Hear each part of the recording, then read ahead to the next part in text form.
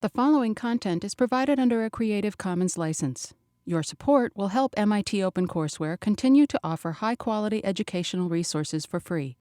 To make a donation or to view additional materials from hundreds of MIT courses, visit MIT OpenCourseware at ocw.mit.edu.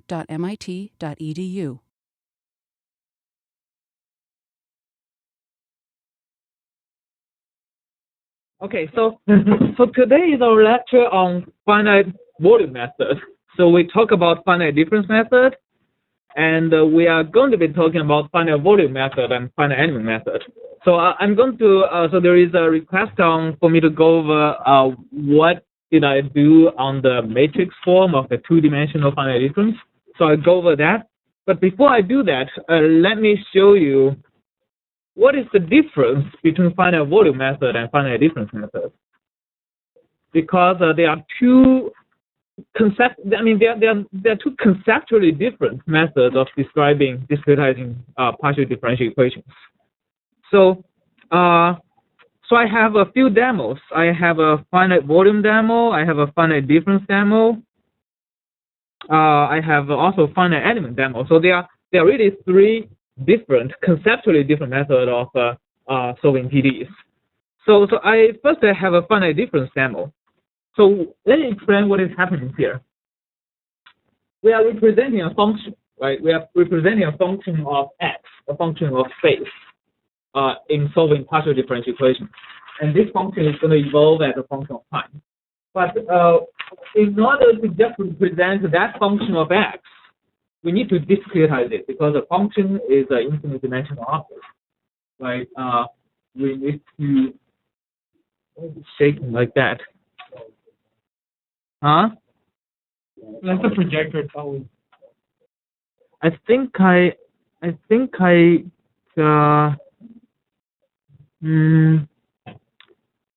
there is something I can get rid of, but I don't know.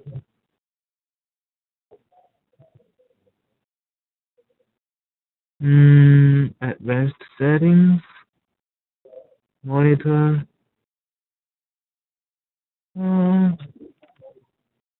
Yeah, I don't know why. Oh, that went away? Oh, okay. Don't close that dialog box. Oh, okay.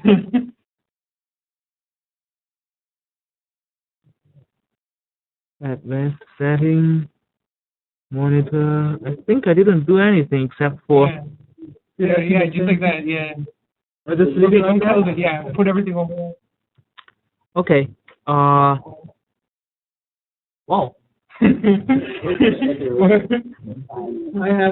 have no idea. This is weird. Technology. Okay. So I have a function of x. I need to discretize it. So can somebody come and draw me a function and visualize how this is finite difference? How finite difference discretizes the function? So can somebody come up and draw a function, and maybe you can describe to me before you draw the function how finite difference is discretize the function? How would you represent that function? Okay.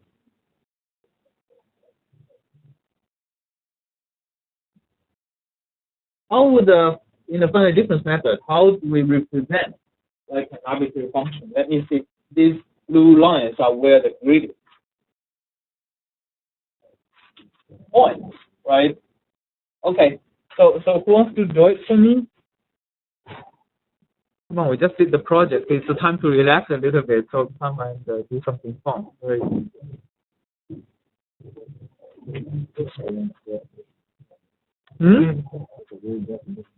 Okay, sure. Yeah. Do you want anything particular, periodic, or anything? It doesn't have to be periodic. The 7 lab was about 3 times. All right. So good. So we draw a function that looks like this, right? If you saw the function we draw a little bit, right? It's on the right side. But in finite difference, we forget about what the function is. We only remember the value of the function at these discrete points, right? This is what finite difference does, right? Do we all have a mental picture of what this does, what finite difference does? right? And then we need to approximate the derivatives, right?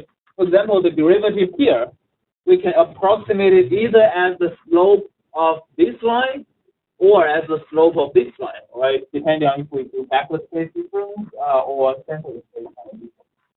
And in particular, we may approximate the derivative here pretty badly because we are taking this slope if we do backward difference, and we are taking this slope if we do central difference. So I mean, there are some approximation errors, right? This is what finite difference does. Okay, so can I invite somebody to do something that is completely unpredictable, because we are going to be looking at the same thing, but we are going to be doing the same grid. I'm also going to be asking somebody to draw me a function, but now we are going to visualize how finite volume is going to discretize this function. Okay, I'm going to type FV demo. It's the same plot before somebody actually draw the function. It's the same plot, but can somebody draw me like just a similar function? Yeah, thank you.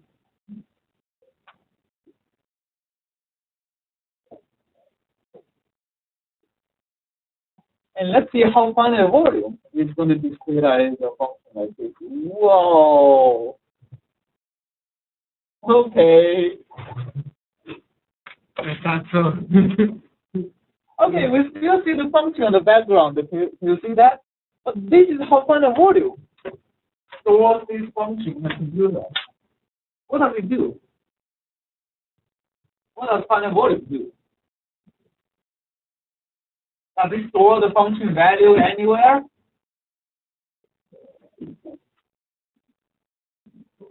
What? Can somebody describe to me what we did? What finite volume did?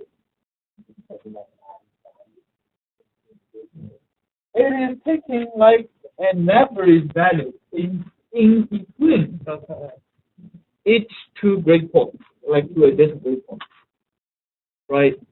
In finite difference, we talk about grid points because we are storing the value of the function at these grid points. In finite volume, we are talking about cells or control volumes, right? Each space between 2 points are a control volume. We are discretizing the function by storing the average value of the function inside each control volume or inside each cell. Okay, so in particular, if you look at this one, I mean, we have the function goes all the way from here to here, but like we only store the average. Okay, and as we see, when we use finite volume, we need to evolve these averages, and we know the function value. In finite difference, we look at the function value, and the function value, of course, they satisfy the PDE, right? And the PDE, in order to solve the PDE, we need to discretize, we need to approximate the spatial derivative. Here, we need to evolve these averages, and we're going to look at what differential equations does this average satisfy. It turns out these averages does not satisfy a PDE. It satisfies something else. And this is what finite volume does. It is going to derive from the PDE a different set of equations that describe the evolution of these averages, and solve these equations that describe the evolution of the averages. Okay, so this is a conceptual difference between finite difference and finite volume. And when we start finite element, I'm also going to, let me don't show it today, okay? If you're interested in, you can just go run it at home. I'm going to give you the 3 scripts. If you're interested in, you can run it at home and see what you get.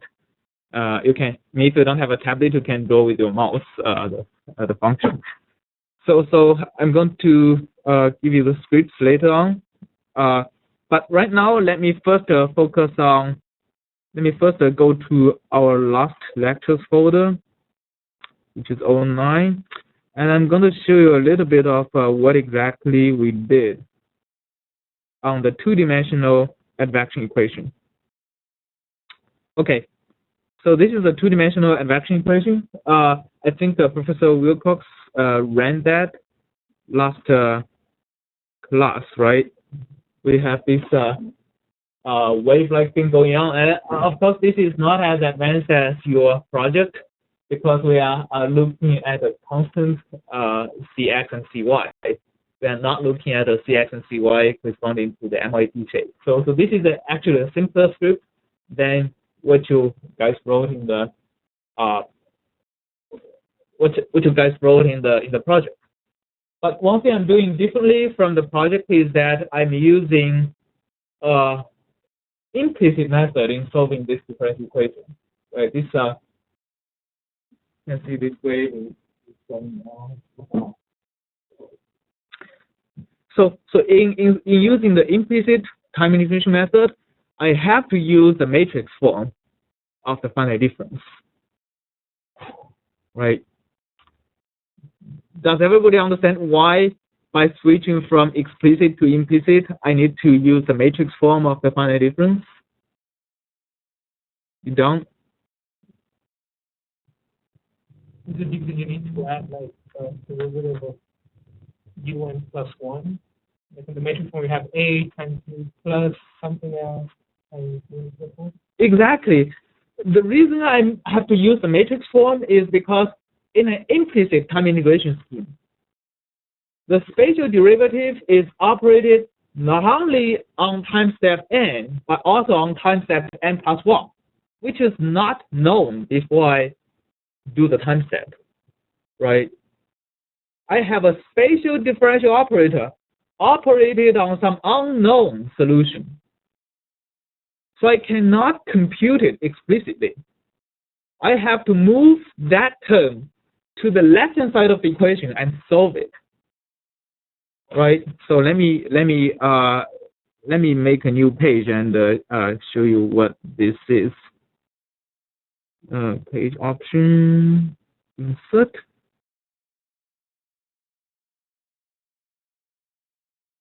It's more like this. Escape, insert. All right. Okay.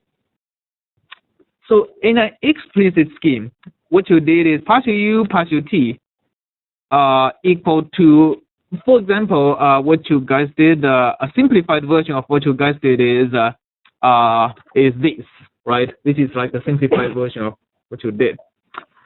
And if I do explicit time stepping, if I use forward Euler, then I can do u of n plus 1 minus un over delta t. That is an approximation of the time derivative. Is equal to, okay, I can do matrix form, I can do non-matrix form, but whatever I do, I'm either evaluating this term in matrix form or not in matrix form.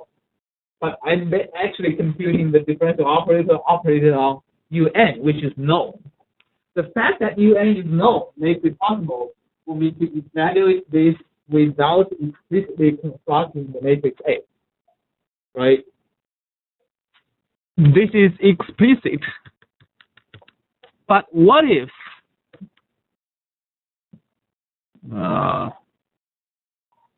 I need to do this? What if I want to use an implicit method? For example, if I need to do backward Euler, then the difference is that this spatial finite difference operator is operated on not un, but un plus 1. What? Yes, A, where A is finite difference approximation of minus partial x minus partial y. Right, okay. So in this case, I do not know what un plus 1 is. Therefore, I cannot just evaluate. I can no longer do most of you did, which is taking a bunch of indexing in this U and subtract from doing the indexing or doing the circular shifting of U and subtracting from each other, right? I cannot do that because I don't have un plus 1. What I need to do instead is to move all the un plus 1 terms is I need to move all these blue terms to the left-hand side of the equation and move the green term to the right-hand side of the equation. So this is what I need to do. I need to move this towards this side. So what I end up getting is identity over delta t minus a of un plus 1 is equal to un over delta t. So I need to solve this equation, and in order to solve this equation, I must have this matrix A constructed. Right, so that is why when I'm solving, when I'm using an implicit scheme, I need to have the matrix form of the finite difference operator. All right, okay, so this is how I did it. In the finite difference matrix, I'm taking, so I'm constructing the same derivative matrix I constructed in the one-dimensional case. Right, this is, if you, let me run this. I get a grid that looks like this, and then when I run this, getting, if I do a spy on AX, I'm getting the same matrix as we get in the one-dimensional case. We have a bidiagonal matrix. We have something on the diagonal, and we have something on the top diagonal. We have yes, remember this? And the AY has the same structure. It is almost identical, except for the dimension is a little bit different because the y direction has a different number of grid points as the x direction. Then I did something interesting. I did a run of AX with IY. So and IY is just an identity matrix. So I did a connector product of AX with IY. And to show what connector product does, I think I just want to do a spy of the product. This is what gives me. Okay, you see, what I'm getting. Let me zoom in. Let me zoom in using my pen. I think it's a little bit better. So what I'm getting is a bidiagonal matrix, but the spacing, like I'm replacing each element in AX with that identity matrix. So now this looks like a line, but this is like a series of dots. Each dot is one entry of the matrix. All right. So there is a bunch of elements over here, and there is a bunch of elements over here.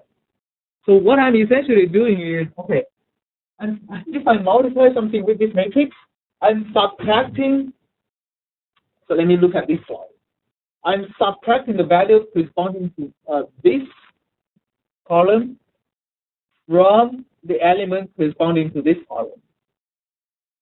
So I'm subtracting two values that are spaced apart with the spacing exactly equal to the number of columns in the matrix, number of x elements, right? So if in terms of spacing, if I have let me insert another one.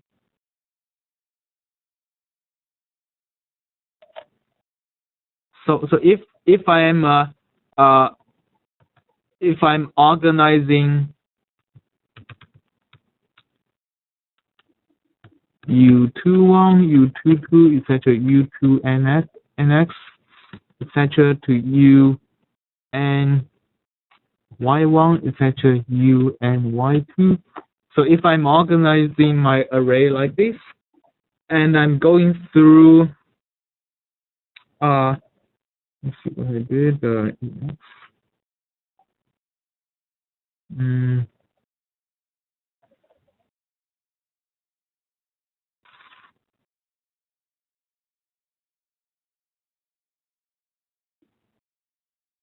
Okay, and if I'm organizing my arrays like this, so I'm organizing my array as this one goes to this one, goes to this one, goes to this one. So I'm storing this first in memory, and then this one, and then this one, and then U12 in memory, and following this. So I'm storing one column, then another column, and another column, etc. Then, if my two elements are spaced apart with ny elements in memory, then it is exactly the adjacent element in the x direction, right? So that is basically how my elements are stored in memory. Okay, so which means if I'm taking derivative in the x direction, my spacing should be ny. And what happens if I take derivative in the y direction? What if I do cron of ix with ay?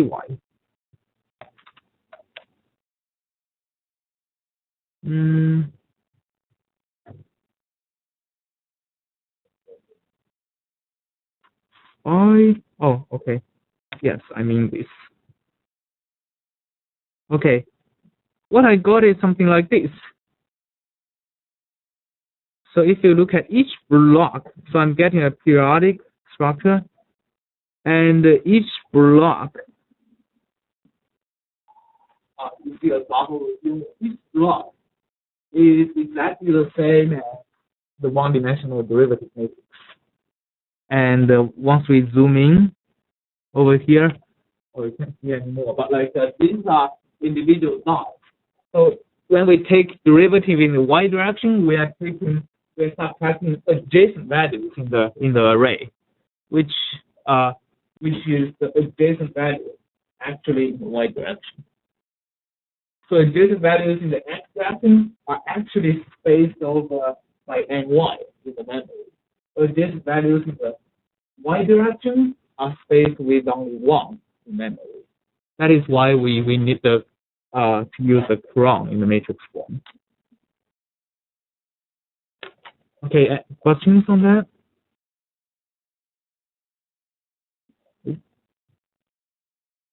Okay, now let's go to our finite volume analysis. Okay, in finite volume, we are ultimately going to 2 dimensions too, but like today we are just going to focus on 1-dimensional finite volume. And again,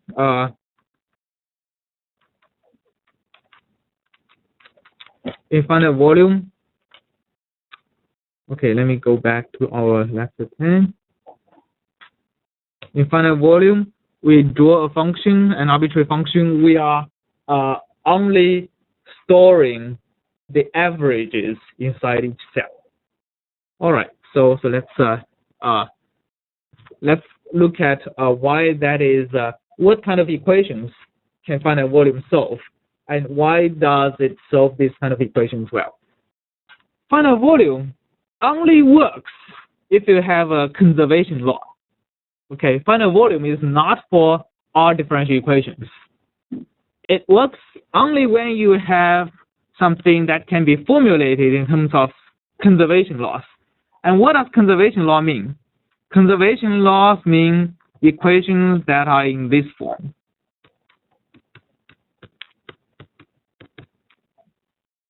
Okay, you can have a source term, but like you can have a source term here. All right. So this is conservation law. U is some kind of a conservative quantity. It can be mass, momentum, energy, some molecules, number of cars, number of people. Something that can be described as conservative. This F is the flux. The flux is the number of quantities U that goes through a boundary per unit amount of time. Okay, that's what flux means. right? And this is source. The source is how much quantity, again described in U, is generated, okay, comes out from nowhere to a unit amount of time. This is the case, for example, if you have some kind of, if U is describing the number of molecules, and F is the number of molecules generated in a unit amount of time, if you have chemical reaction or something like that. All right. And if U is describing momentum, then F is the flux of momentum through the boundary. And S would be something like a body force, gravity, something like that. Right? Clear what the conservation law means? The conservation law really makes even more sense if you try to integrate it. Okay, so this is the differential form.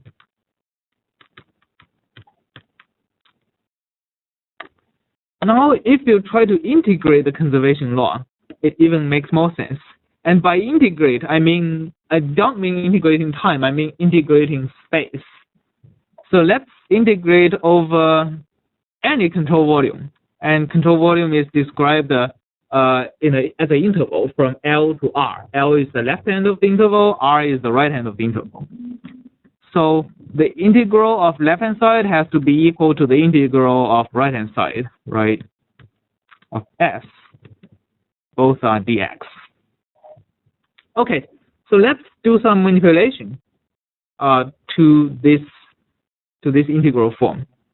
So first of all, we are integrating a time derivative in space. Because time and space are two independent variables, the integral in space commutes with the derivative in time.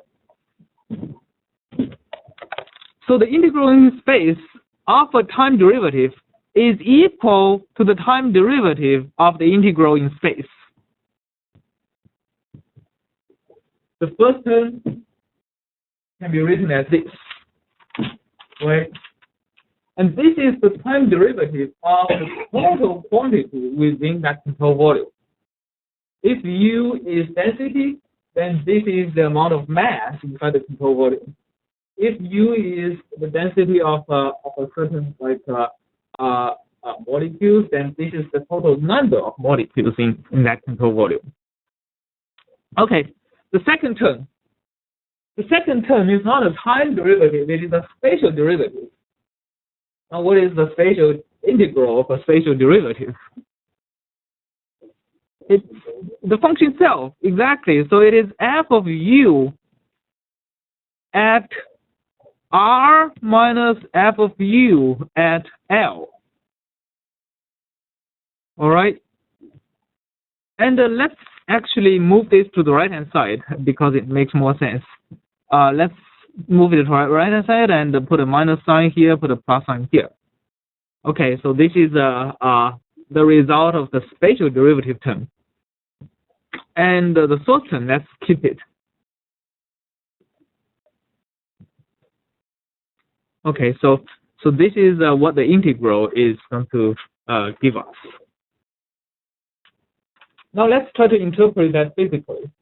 The time derivative of the total quantity within the control volume is equal to the flux at the left minus the flux at the right.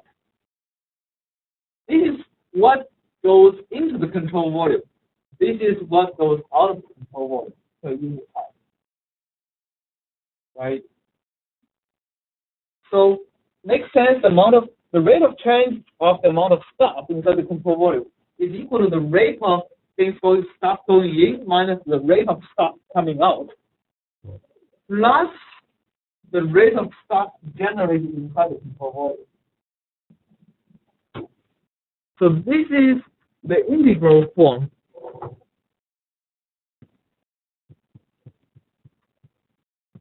This is the integral form of the conservation law. Now, why is it important? And how does it relate to finite volume method?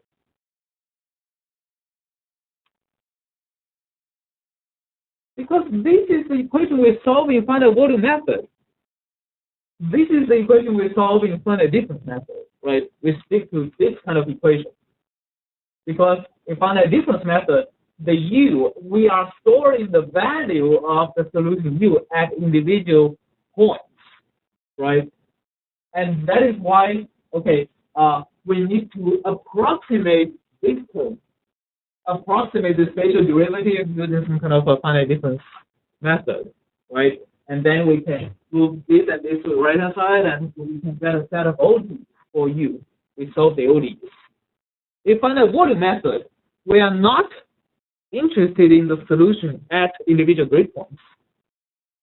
Instead, we are storing the average of the solutions. And the average of the solution, I mean, what is the mathematical description of an average of a solution in a control volume? What is the average when we look at the amount of stuff? Yeah, what is? Yeah, it's the amount of stuff in space. But like, if I ask you to write a mathematical formula of the value of the average as a function of, in terms of the function within these intervals, what is it?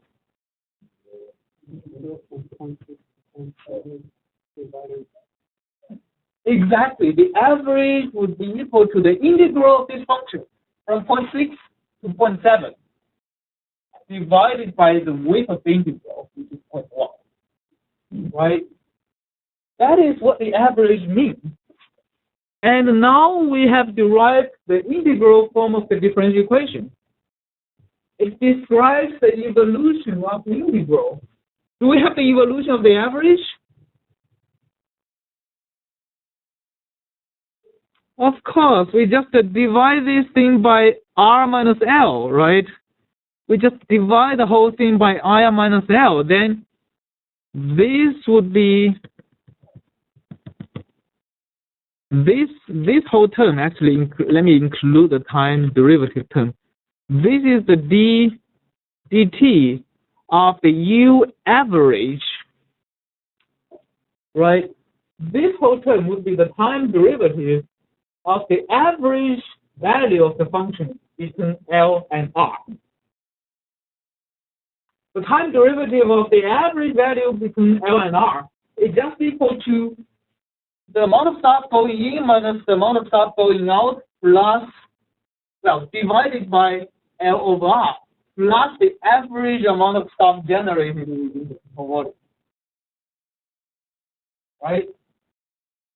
So, the reason we derive the integral form from the differential form is because this integral form is what is satisfied by the finite volume method, by the volume average. So we use this form in finite volume method. Now this form has distinct advantage over this form. Why? Why sometimes this form is valid while this form is invalid? Let's think of a case. Yeah, of course, this has derivative. This has a spatial derivative. This does not have a spatial derivative, right? So in what cases you can have a derivative? Yeah, when you have singularities at this point, what kind of singularities have we seen that has no derivatives? Huh? Sharp corners, shocks, right? We do see shocks in solving this kind of differential equation, right? Once you have a shockwave, you have a discontinuity over x. Do you expect you can take the derivative over a shockwave? No. Actually, I'm going to show you. If you try to use finite difference method to solve a differential equation with a shockwave, sometimes you can still solve it, but you get the wrong solution. Okay. And you only get correct solution when you use finite volume method, because finite volume method doesn't care if you have shockwaves or not. it solves the integral form of the equation, which is immune to shockwaves, and not even taking spatial derivatives, right? As long as I can integrate, I can solve the equation, and the solutions with shockwaves are still integrable. All right. So before we go into finite volume method and look at its solution, let's review how the solutions behave. And I think we can do that review best if we just run the Burgers equation case again. All right. So Burgers equation, I'm going to draw initial condition this time. I never drawn it. So I'm just going to draw something goes up and goes down and goes up again. Okay, and let's look at how the solution evolves. Okay, so this is a typical conservation law. The Burgers equation is one of the simplest conservation laws. And remember, the solution moves with a speed proportional to the value itself. So if I have a high value, have a positive value, I move towards the right. If I have a negative value, I move towards the left. Right? This is even more dramatic than the case where everybody's height are positive. Right? We don't have anybody moving with a negative height. But this is a solution where I actually have a negative speed. So, so I have something moving towards the right, have something moving towards the left, and you can very clearly see a shockwave forming over here, right? And we can know what the solution is pretty intuitively, because we know at each point the solution moves proportional to the value, which if you look at the plot with x-axis being space, y-axis being time, then the characteristic lines, okay, which is a line, which are straight lines in space and time, the slope, or I should say the inverse slope, because their speed is delta x over delta y, right? So it's like the delta in the x-axis over the delta in the y-axis. That's speed, right? Speed is always delta x over delta y. In this case, delta x is this direction, delta y, delta t is this direction. So delta x over delta t is kind of the inverse slope. It makes sense? I mean, a speed equal to 0 is like a vertical line, right? A vertical line has no delta x but large delta t, so it's low speed. And a line that is very shallow is a high speed line because it has a lot of delta x and small delta t. So you see these are high speed, high positive speed, and these near vertical lines are low speed, and these lines sloping towards the left are negative speed. They are moving towards the left, right? Okay, so the solution behaves like this. The characteristics are proportional to the solution itself. The redder it is, right? The redder it is, the larger the solution is, and the more positive, the larger the speed is. The bluer the solution is, the more negative the solution is, and the solution moves faster at a negative velocity. Right? This is how the solution behaves in the Burgers equation. Right? And we also have the shockwave that moves like at an average velocity of this point and this point. Right? So we see the shockwave moves kind of slowly towards the right because if you look at the average between left value and right value, it's slightly positive. So the shockwave moves slightly towards the right. Okay, that's how the Burgers equation behaves, and we need to have a method to solve the Burgers equation. And we are interested in not only in the smooth part of the solution, but also in the discontinuous part of the solution. Okay, and let me just let me just draw another case and ask you what the solution is going to behave. All right, so if I have a function u of x for the Burgers equation, the Burgers equation is partial u partial t plus u times partial u partial x equals 0.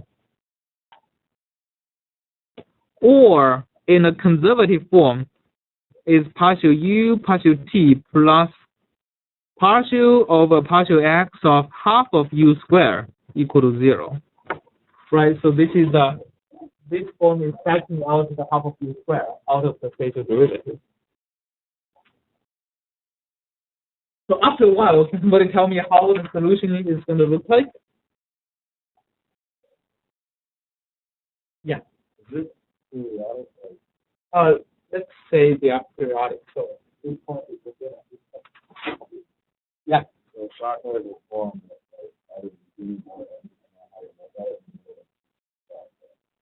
Yes, exactly.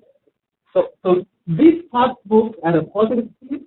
This part moves at a negative speed. So you can really see the solution later on should become something like this.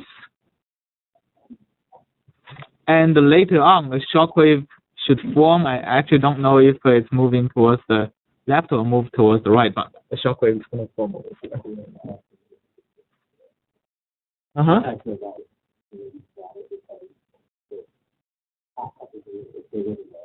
Yeah, good point.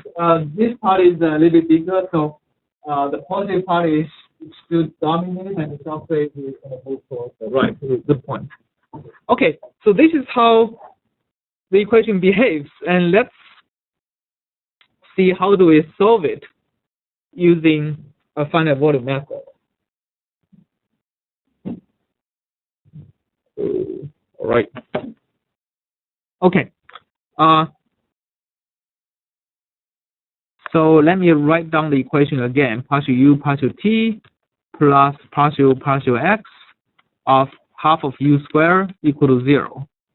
Right. Or in the more general form, I should be writing partial u partial t plus partial f of u partial x equal to 0. And to specialize this general conservation law into the Burgers equation, we just need to set f of u equal to half of u squared. Okay, and again, in finite volume, we are solving for the derivative. Okay, now we are solving we are tracking the evolution of this UK average. And the UK average is defined as 1 over delta x. So delta x in this case is the size of each control volume. Okay.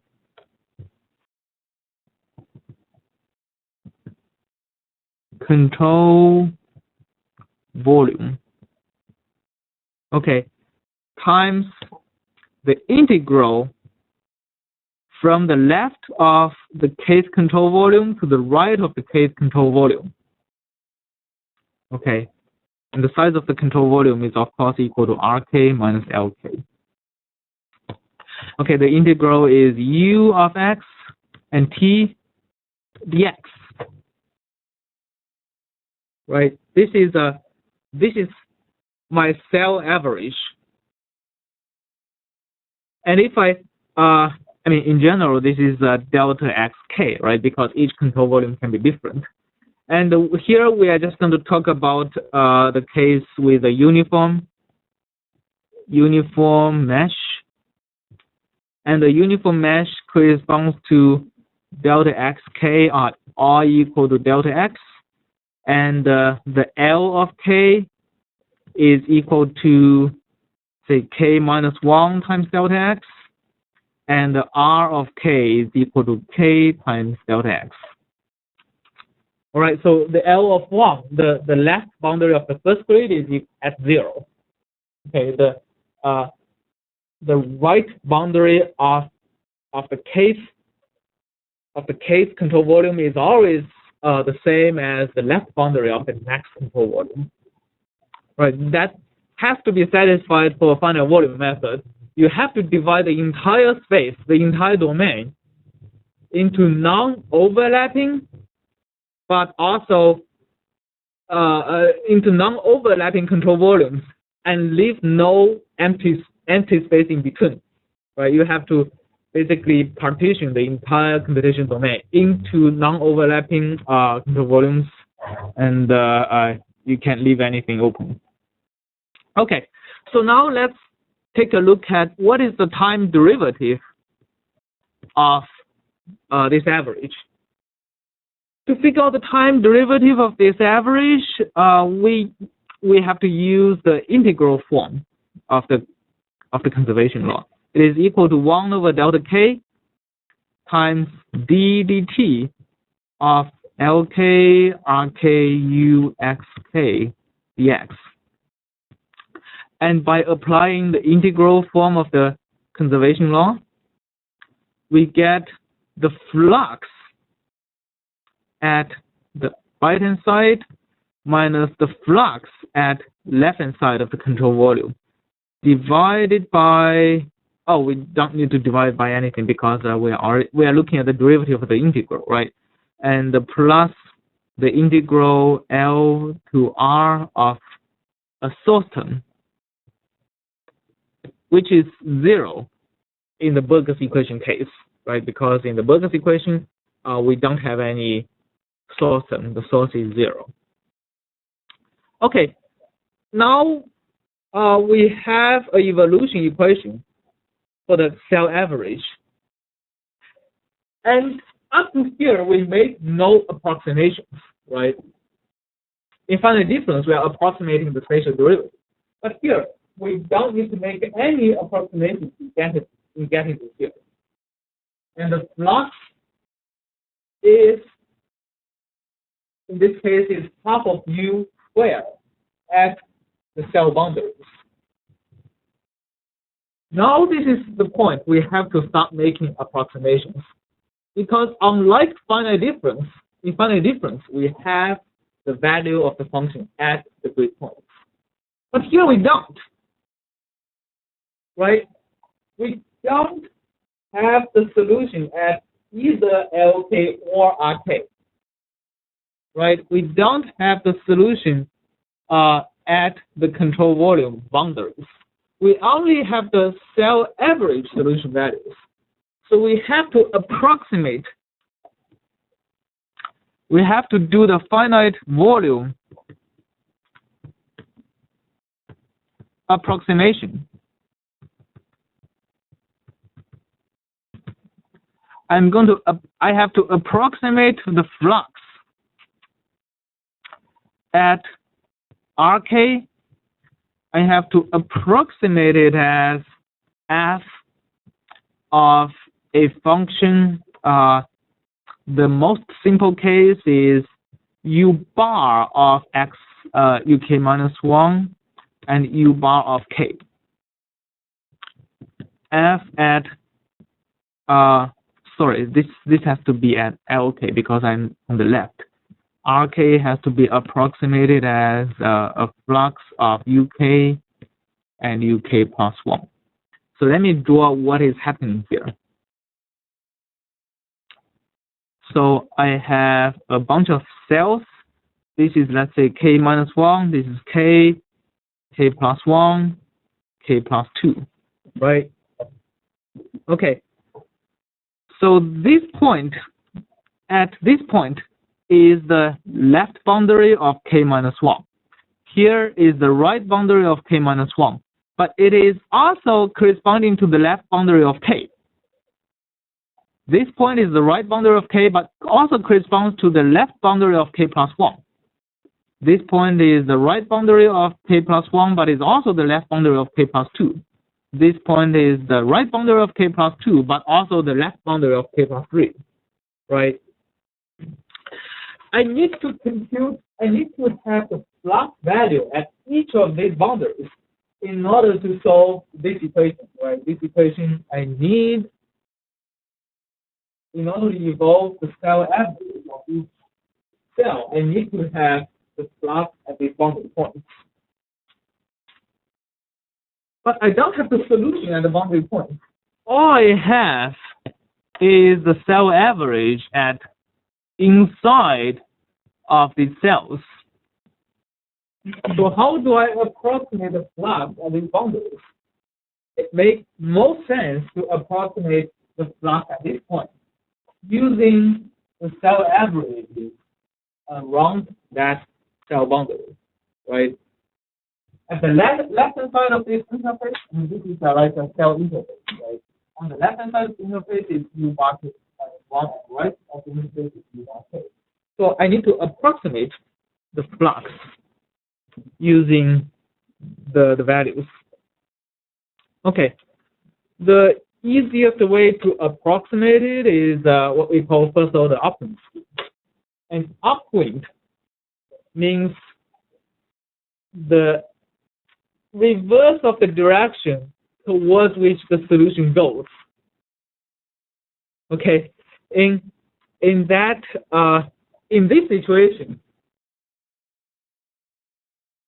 can somebody tell me what is the upwind direction?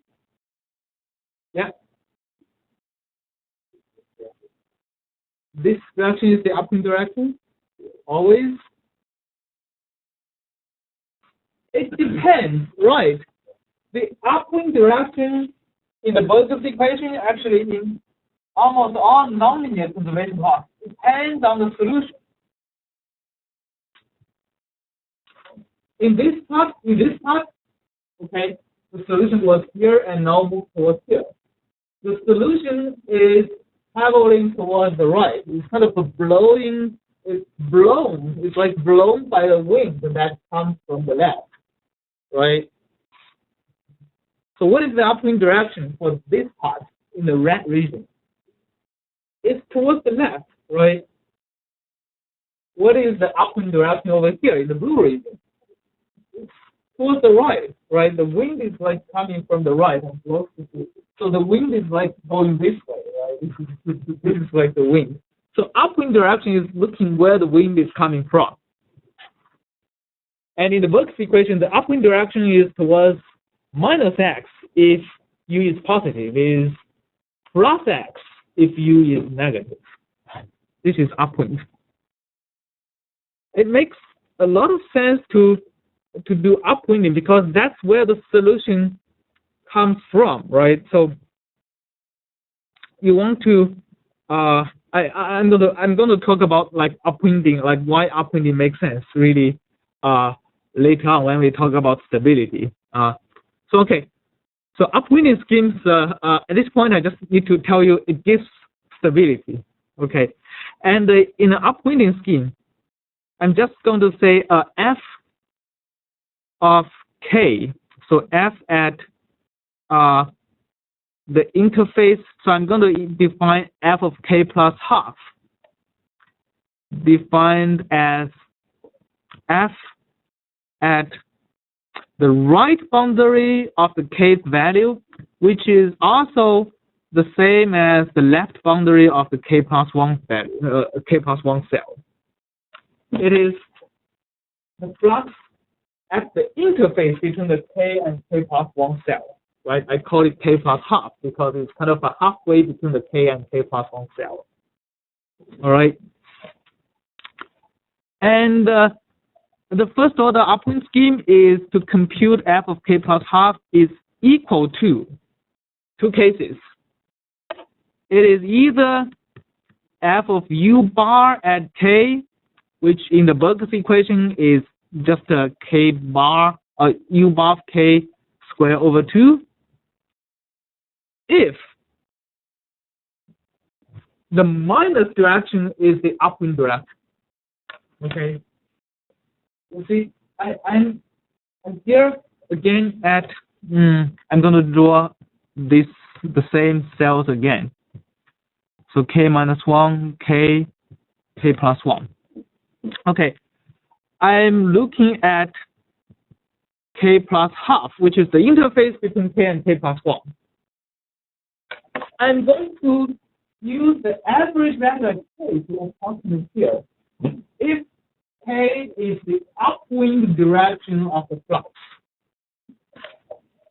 which means if the wind travels towards the right, if locally u is greater than 0, all right, and here locally I can say locally wind is u is greater than 0 if the average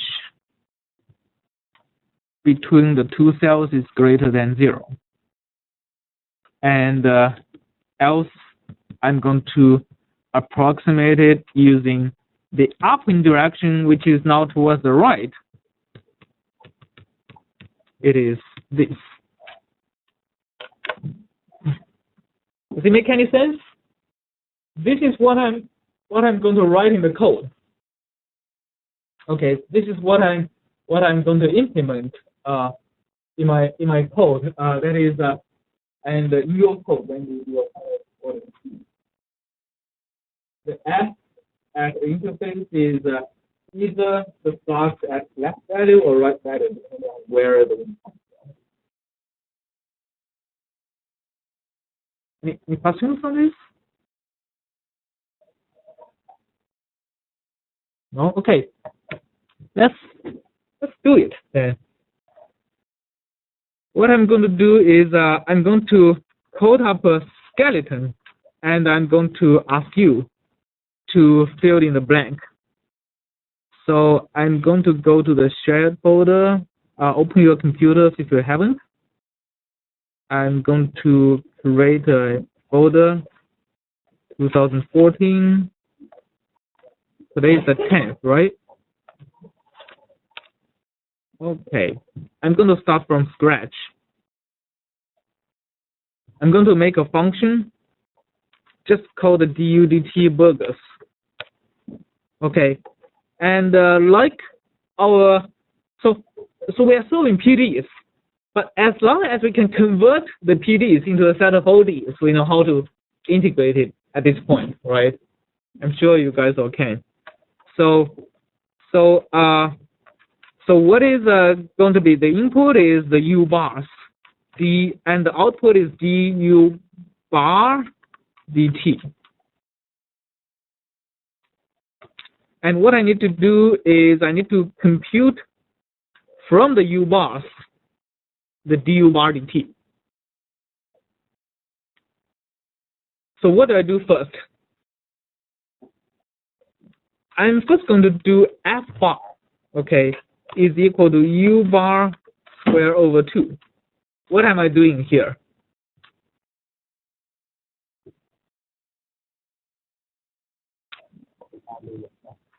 Computing the flux. This is the only thing I need to change if I switch from a Burgers equation to some other equation. Okay, this is really defining the flux. If I have a flux that is equal to another form, this is what I need to change. Okay, and here I'm going to have you fill the blanks. Compute the flux at cell interfaces. So I need to compute f. Let me call this f of phi at k. So this is f at k plus half equal to blah blah blah. This is what you need to do. Okay. And then what I'm going to write down is this is the finite volume method. This is the same for all finite volume methods. What is it? It is du bar dt equal to, according to our formula, du bar dt is equal to 1 over delta f times the f, the flux at the right boundary of k, which is k plus half, minus the f at the left boundary of k, which is f of k minus half. Right? So this is f k plus half minus fk minus half divided by delta x. And I need to compute f of k minus half is basically a shifted version of f of k plus half. And let's assume a periodic boundary for now. So how should I compute f of k minus half from f of k plus half? I'm going to use circ shift, right? And which direction should I shift it?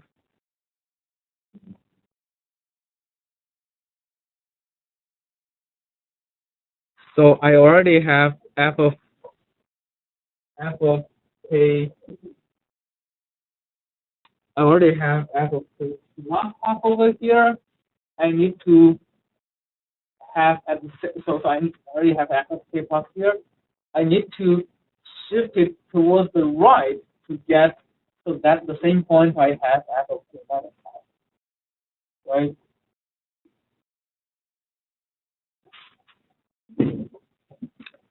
So we assume let's assume it's a row vector, so that when I shift it to 0 and 1. Okay. And let's assume my boundary goes from 0 to 1. Okay, so if I have a boundary goes from 0 to 1, my delta x is equal to the length of the domain divided by the length of u bar, right? How many control volumes I have. So that's my delta x, the size of each control volume. I have f of k plus half, f of k minus half, then I get the du bar dt. Okay, go ahead and can you guys copy what I wrote here? Just rename it to whatever, just rename it to du dt burgers underscore your name. You can do it in the same directory. And tell me what you get. All right, anybody have anything I can wrong? I just wrote a script for driving whoever has a working computation. So this is basically making an initial computation with a sinusoidal function. I'm using OD45 to time integrate the discretized PDE. So for visualization purpose, I only integrate 4.1 seconds each time. So that I plot it and keep going. Right, so I'm using whatever code is sitting here.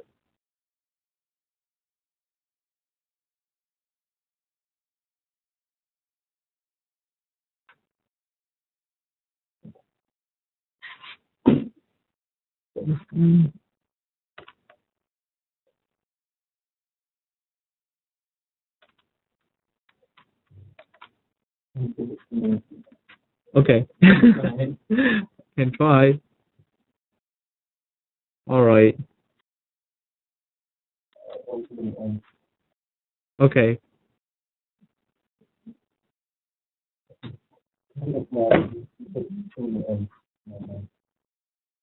The function name. Oh, okay. Oops. And I add it to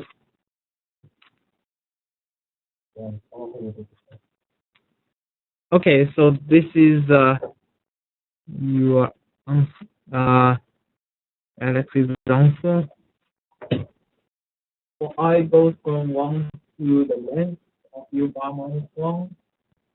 If u bar of I plus 1, 0.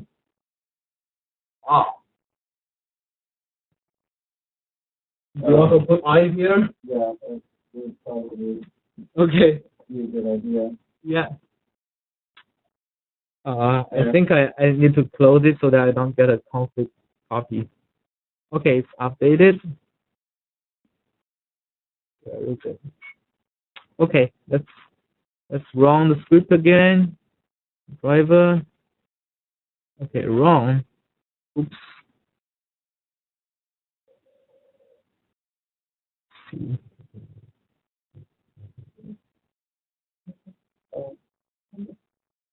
Oh. Okay, this huh? Okay, update it again. Good. Oops.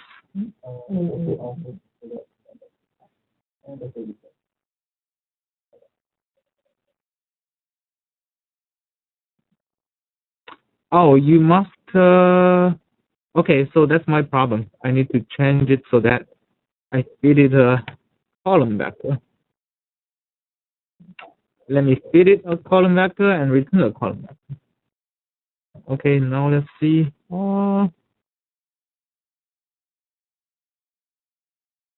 You're returning a vector of length 63, but the length I should get is 64. Oh, right, because it's running 1 minus,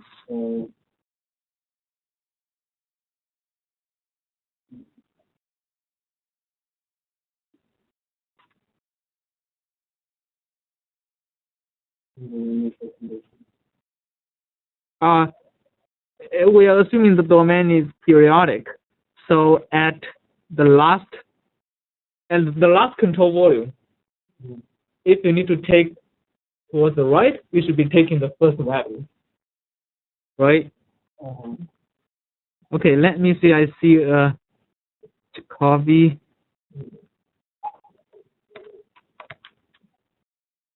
Does that work? Oh. 10 to the 130.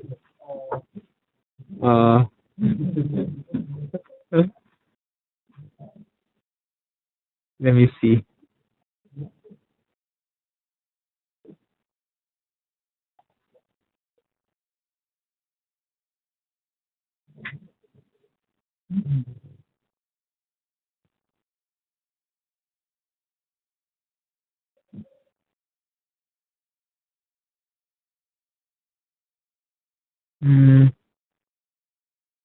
Okay, for the last cell, I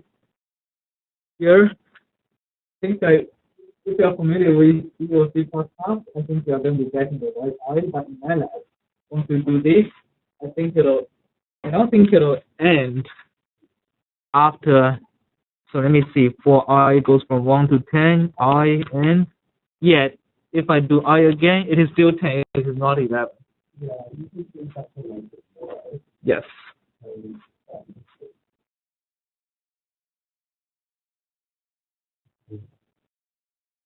Okay, Benson has updated. Yeah. Okay, let me do this again. Ooh. Oh, I need a minus sign here, right? Is that right?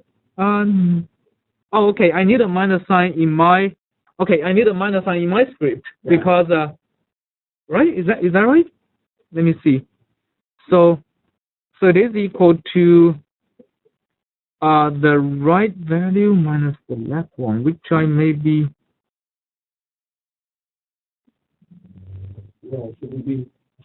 Should it be the left value minus the right one? Sorry, I have been deriving it incorrectly. So yes. So the time derivative of the average is equal to what comes in from the left minus what goes out from the right. Okay. So I need a yes, I need a minus. So don't change your code and I just put a minus sign here. All right. Now it looks like it's behaving a little bit weird at the end. Otherwise, seems to be working.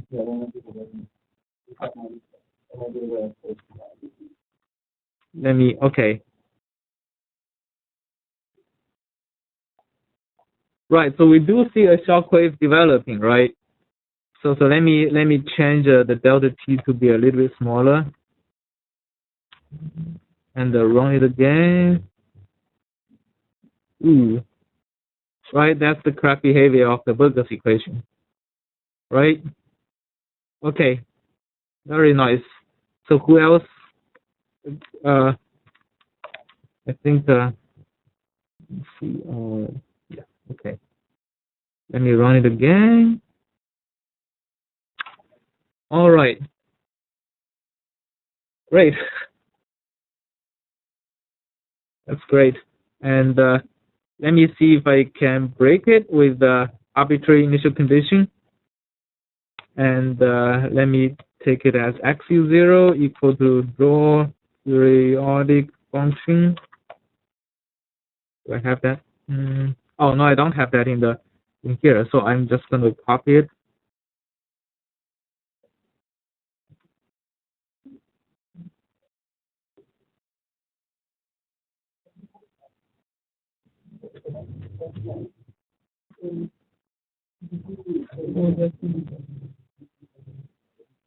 Draw periodic function.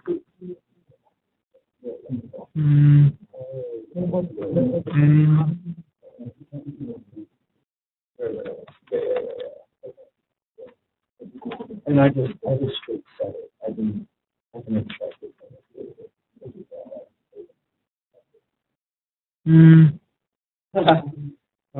Shouldn't be doing that. So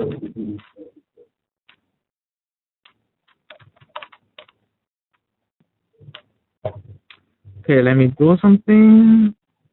Oops.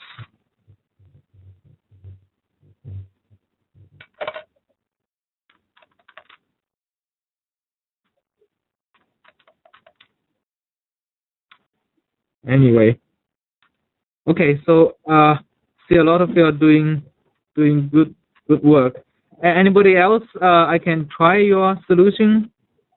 Okay, sure.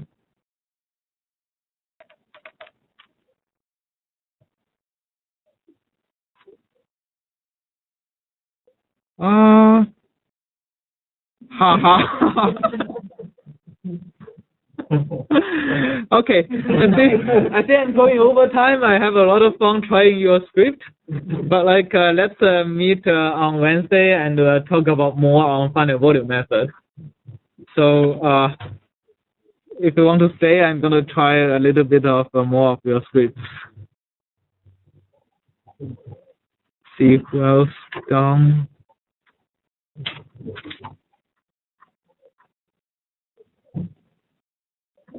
Oops. Okay.